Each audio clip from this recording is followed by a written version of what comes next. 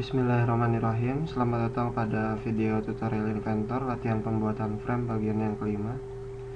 Pada kesempatan kali ini kita akan melanjutkan pembahasan sebelumnya, yaitu sampai mengenerate report dari hasil analisa kita. Kemarin kita belum sempat membuka file hasil reportnya itu seperti apa. Ini adalah file reportnya, ekstensinya RTF, tapi kita bisa buka di Word. Kita coba buka.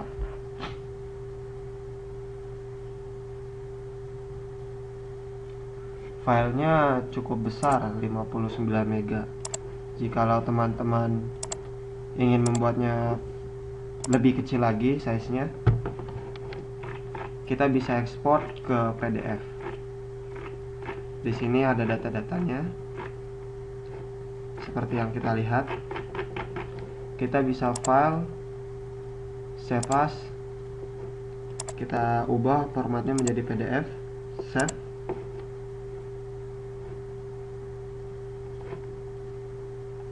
Kita lihat filenya menjadi lebih kecil. Baik, kita sudah punya resultnya, yaitu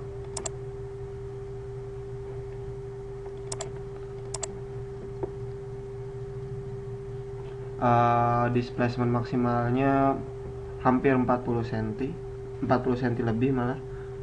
Oke, kita akan coba membandingkan dengan model yang berbeda.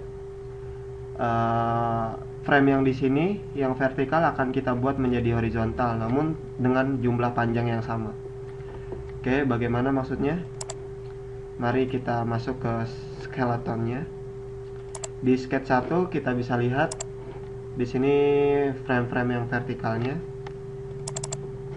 Kita double klik, kita lihat panjangnya adalah 1200. 1200 dikali 3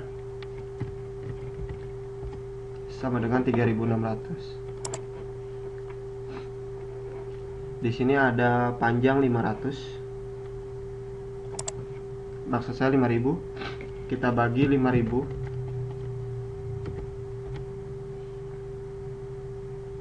Oh, ini 12.000 maksud saya. 12.000 dikali 3 dibagi 5.000. 7,2. Berarti harus ada 7 tulangan supaya panjangnya sama. 7 garis. Kita buat 7 buah garis. 1 buah garis di tengah. 2, 3, 4, 5, 6, 7. Klik kanan lalu oke. Lalu kita koinsiden garis ini, titik ini ke titik tengahnya. Klik kanan lalu oke. Kita beri dimensi. Di sini ada berapa spasi? 1, 2, 3, 4, 5, 6, 7, 8. 12.000 dibagi 8. Berarti yang ini sama jaraknya. Kita klik saja langsung.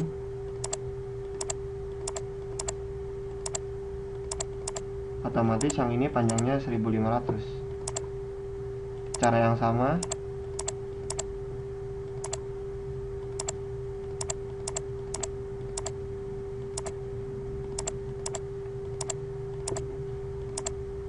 otomatis di sini 1500. Klik kanan lalu oke. Maka jumlah panjang garis yang kita buat barusan, kita sebut nih garis vertikal saja, yang ini garis horizontal. Jumlah panjangnya hampir sama, bahkan yang 7 buah garis ini lebih kecil daripada panjang yang garis horizontal. Kita finish sketch, kita save. Oke, mari kita buat. Kita finish frame analisisnya, kita buat framenya.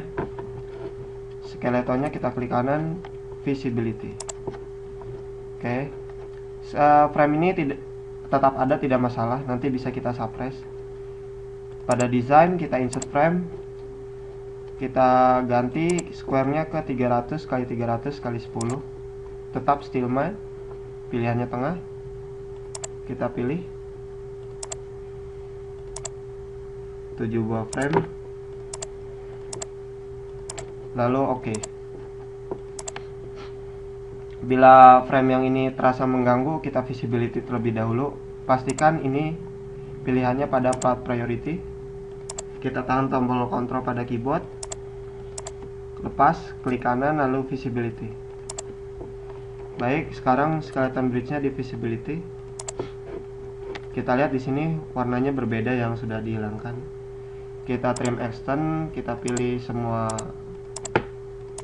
frame. Face-nya adalah di sini. Apply. Maka semuanya terpotong berdasarkan face ini. Lalu sisi yang sebelahnya dengan cara yang sama. 1, 2, 3, 4, 5, 6, 7. Face-nya yang ini kita oke saja. Baik, selanjutnya kita definisikan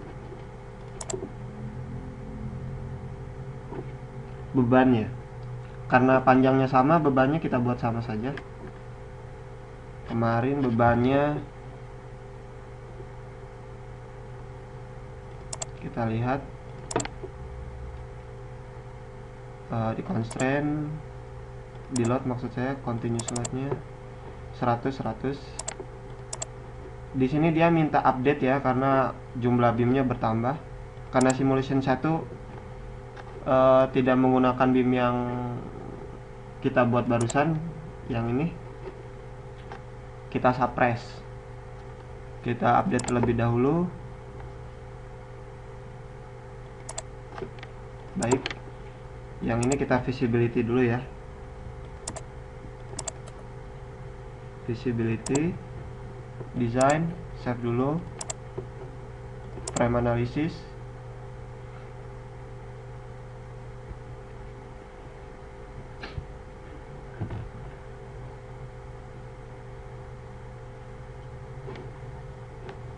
Frame analysis.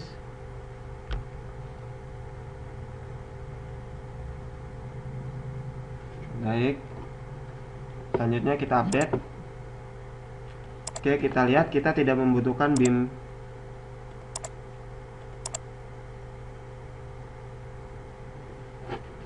yang kita buat ini. Kita tahan tombol kontrol,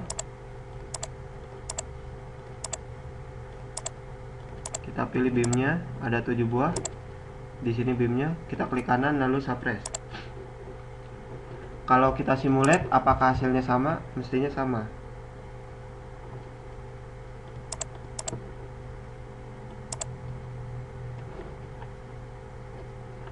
Wah, ada masalah di sini ternyata.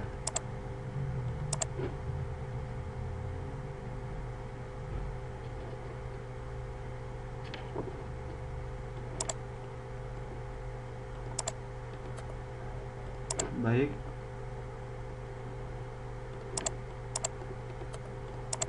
Beamnya dia minta didefinisikan ulang tadi karena di visibility mungkin. Oke. Continuous loadnya edit. Jadi mungkin karena kita visibility tadi loadnya tidak terbaca pada beam yang mana. Oke. Edit. Ini oke. Baik, kita lihat beam yang ini sudah tidak terbaca. Kita lihat karena sudah disuppress. Kita simulate lagi. Baik, ternyata hasilnya sama.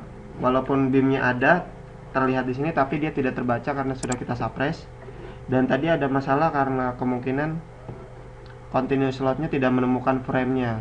Mungkin karena tadi kita visibility. Setelah kita visibility-nya kita uncheck, kita harus mendefinisikan ulang pada beam tersebut. Baik, untuk hasil yang pertama adalah 443 mili. Kita coba lihat hasil yang kedua caranya. Kita klik kanan, copy simulation. Jadi kita mengcopy simulasi yang sebelumnya untuk membandingkan. Sekarang yang kita suppress bukan frame yang ini. Yang kita suppress adalah frame yang vertikal, frame yang horizontal. Kita tahan tombol kontrol, klik kanan lalu suppress. Otomatis constraint-nya loadnya tersuppress juga.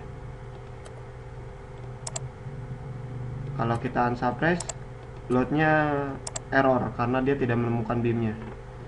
Sekarang kita munculkan, kita tahan tombol shift, beam yang vertikal. Dia muncul. Mari kita definisikan continuous loadnya pada beam-beam ini. Edit, beamnya kita pilih yang, beamnya kita klik dulu ya panahnya, baru kita pilih yang ini. Panjangnya 4700. Oke. Edit, pilih beamnya yang ini. Oke. Klik kanan, edit, pilih beamnya yang ini. Oke.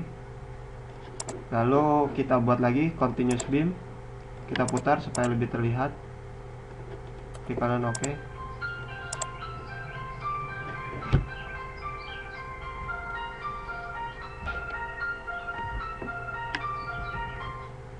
Masukkan angka 100, kita edit 100, end of magnitude-nya 100 juga sudah betul. Oke. Continuous load lagi. Sudah ada 4 beam. Sekarang beam yang kelima. Klik sini. Kita checklist aja dulu. Continuous load lagi. Klik sini. Checklist lagi. Continuous load lagi. Klik sini. Checklist lagi. Oke. Sekarang load yang masih 10 Newton per milimeter kita ubah. Di sini kita edit.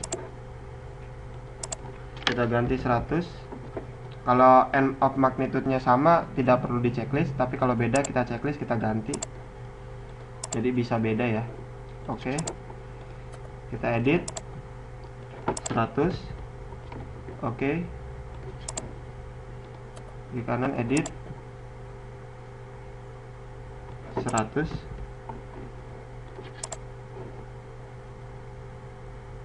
Klik kanan edit. Sudah 100. Edit 100. Ternyata aktual panjangnya yang terberi beban itu 4700 kali 7, 32.900. Kita bandingkan dengan yang simulation 1, panjangnya dia berapa. Continuous loadnya kita double klik 11.700 kali 3, lebih panjang malah ya. Artinya framenya lebih panjang dan bebannya lebih besar, karena ini bebannya per milimeter. Tapi coba kita bandingkan, apakah berbeda jauh hasilnya. Kalau berbeda jauh berarti memang konstruksi ini lebih baik. Kalau bedanya sedikit, perlu kita perhatikan tadi panjangnya memang beda. Kita simulate. Ya, hasilnya berbeda jauh. Jadi memang konstruksi seperti ini lebih baik nampaknya, karena displacementnya jauh sekali, bisa hampir 1/20-nya. Oke. Bila teman-teman ingin membuat simulasinya, perlu diperhatikan mungkin beam ini. Coba ya kita buat, apakah beam ini ikut capture. Mungkin ikut tercapture tapi tidak masalah, nanti kita jelaskan saja. Kalau nanti ada presentasi bisa dijelaskan. Walaupun beam ini tercapture, ini tidak masuk dalam satu rangkaian frame kita. Kita coba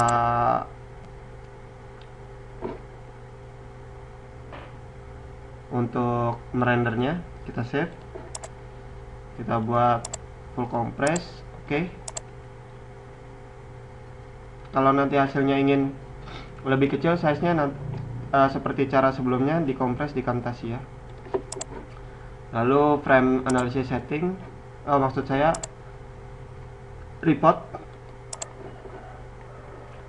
hasilnya good enough.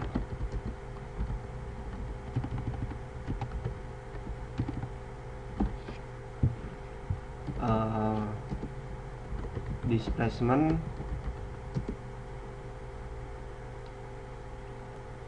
(1/20).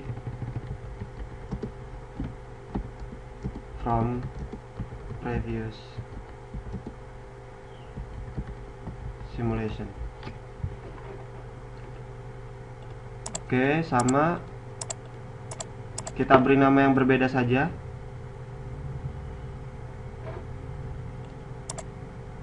Oh, di sini ada tanggalnya 8/12, di sini 8/13. Jadi tidak masalah, namanya berbeda sudah. Ininya saja diganti jadi RTF. Lalu oke.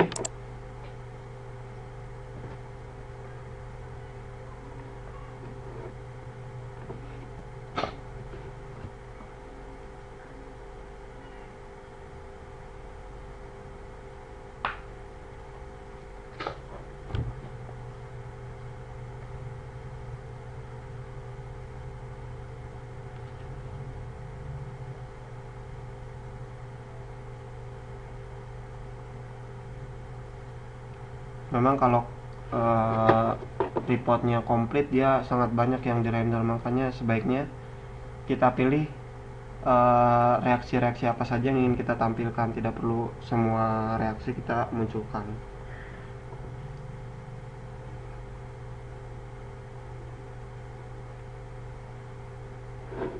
Cukup lama ya, mungkin kita bisa lihat bridge-nya dulu. Tadi namanya lupa kita ganti menjadi skenario 2 ya. Kita bisa F2.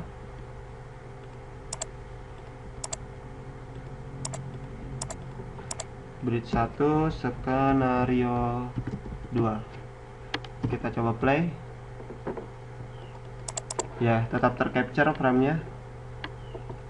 Tapi dia tidak dihitung sebagai kesatuan dari frame ini.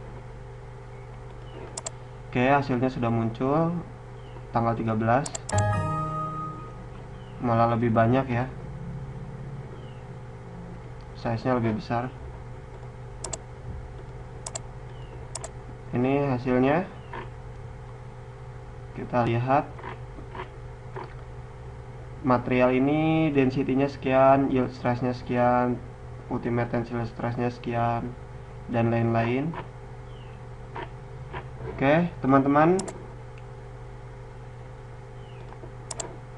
sekian. Terima kasih telah menyaksikan video tutorial ini. Silakan teman-teman mencobanya lagi agar lebih lancar menggunakan tool-tool frame generator. Dan bila ada pertanyaan, silakan kontak saya melalui grup WhatsApp, SMS, atau yang lainnya. Terima kasih.